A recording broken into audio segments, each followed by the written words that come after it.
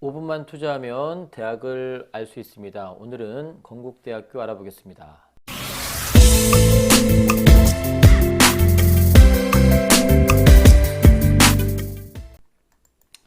건국대학교 교과로 KU 지역 균형 전형, 그 다음에 종합 전형으로 KU 자기 추천, 논술로 KU 논술 우수자 전형이 있습니다.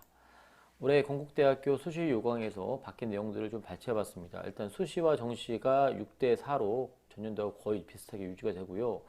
교과 전형인 KU 지역균형에 아주 엄청난 변화가 발생합니다.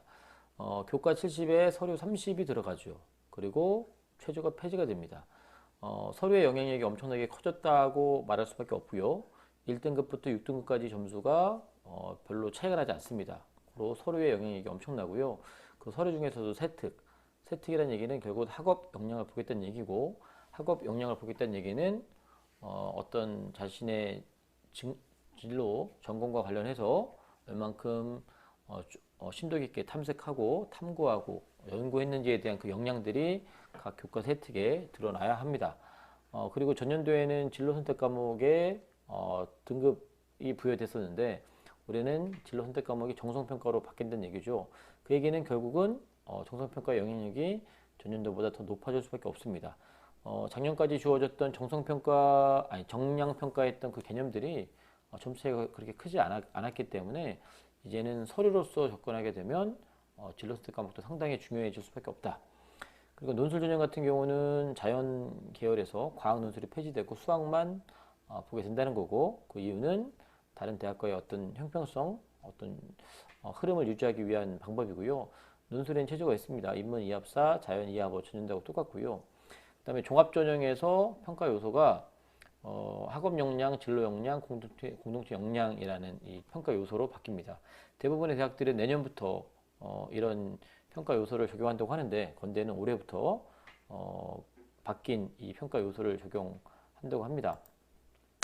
자, 크게 보면 건국대 입시 전략을 놓고 보면 교과 전형보다 종합 전형에 더 메인 전형으로 학교에서 보고 있다고 합니다. 일단 인원수도 차이가 많이 나고, 그리고 교과 전형에 서류가 들어갔다는 얘기는 그만큼 종합 전형의 요소를 많이 띄고 있다는 거기 때문에 좋게 생각하면 고교 생활에 대한 정상화를 더 추구하는 그러한 대학이라고 볼 수 있겠고요.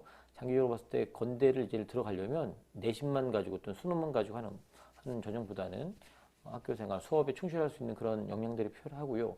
교과 전형 아까 앞에서 얘기했지만 이제 서류가 들어가기 때문에 전년도의 입시 흐름과 같이 보면 절대 큰 코를 다칠 수밖에 없습니다. 내신이 1등급 후반, 2등급 초반에 있는 학생들이 세특이 엉망이다. 100% 떨어집니다.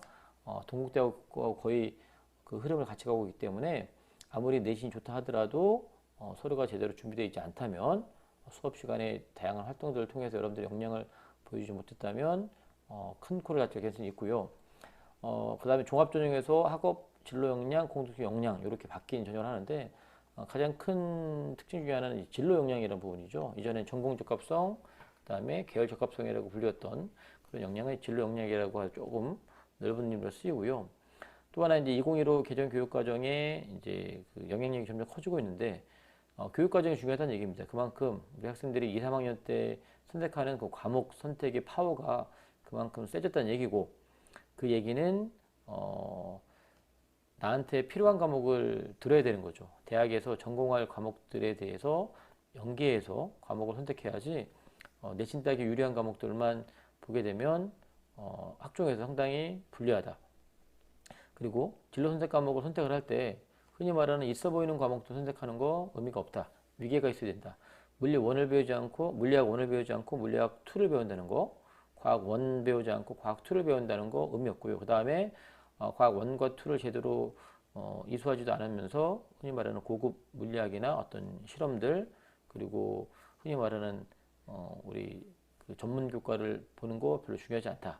그리고 또 한편으로 일반 선택 과목의 내신은 상당히 형편이 없는데 한 5, 6등급 나오는데 진로 선택 과목은 무조건 A를 줬다? 그러면 학교 자체가 의심을 받게 되는 이런 일들이 발생한다는 얘기죠.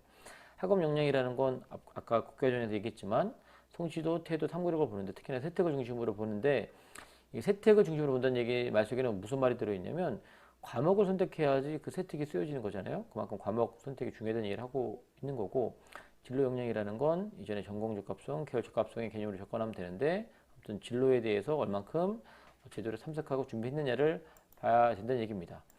자, 전년도의 입시 결과인데 우리 교과 전형 같은 경우는 1등급 중후반 그리고 2등급 초반에 많이 형성이 됐고요. 그다음에 전체적으로 봤을 때는 아무튼 2등급 초반에서 평균으로 보면 될 것 같고 자기 추천에 해당하는 우리 종합전형 같은 경우는 3등급에서 5등까지 많이 퍼져 있지만 앞에서 시립대에서도 얘기했지만 일반계, 자사고, 특목고마다 점수가 다르기 때문에 일반계 고등학교가 3등급 중후반 맞으면 건대 가겠다라고 이렇게 안일하게 생각하시면 안 됩니다. 교과 전형보다 조금만 더 우리가 높은 내신 낮은 학생들 중에서 서류 준비가 제대로 된 친구들이 경쟁력이 있을 거라고 봅니다. 자, 그래서 크게 놓고 보면 건대 같은 경우는 대학에서 요구하는 인재상에 맞춰서 학과에 맞는 인재상에 맞춰서 준비해서 종합전형을 준비해서 쓰셔야 된다. 특히나 바뀐 교과 전형 이전 데이터만 놓고 그냥 쓰시면 많이 힘들어질 가능성이 있습니다. 서류 준비가 제대로 되지 않는 친구들, 세특이 엉망인 친구들 고생할 확률이 높습니다. 참고하셔서 지원하시기 바랍니다.